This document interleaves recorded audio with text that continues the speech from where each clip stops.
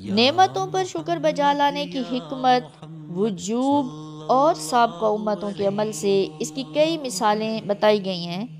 اب یہاں پر مختصر طور پر نعمتوں پر شکر بجا لانے کی مختلف صورتیں بیان کی جائیں گی، جن کی سند بھی قرآن پاک ہی فراہم کر رہا ہے۔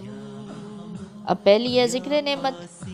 تو قرآن مجید نے نعمتوں کا شکر بجا لانے کی پہلی صورت یہ بیان کی ہے کہ اللہ کی رحمت اور اس کی نعمت کو یاد رکھا جائے، جیسا کہ پہلے بنی اسرائیل پر کی گئی نعمتوں کے تذکرے میں ہم نے سورہ بقرہ کی یہ آیت بھی یہاں پر بتائی ہے کہ یا بنی اسرائیل اذکروا نعمتی اللتی انعمت علیکم، اے بنی اسرائیل یاد کرو میری وہ نعمتیں جو میں نے تم پر کی ہیں۔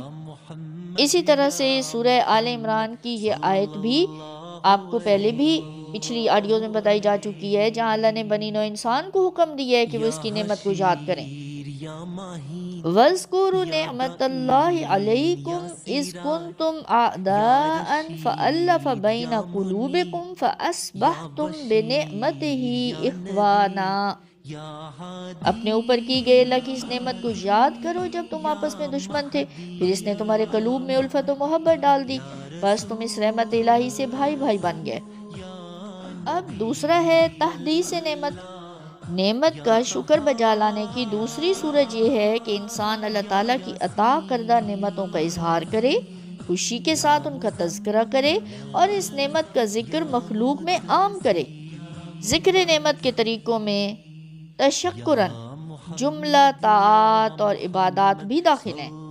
ارشاد ربانی ہے وَأَمَّا بِنِعْمَةِ رَبِّكَ فَحَدِّثْ، اور آپ کے پروردگار نے جو آپ کو نعمت عطا فرمائی ہے اس کا بیان کرتے رہو۔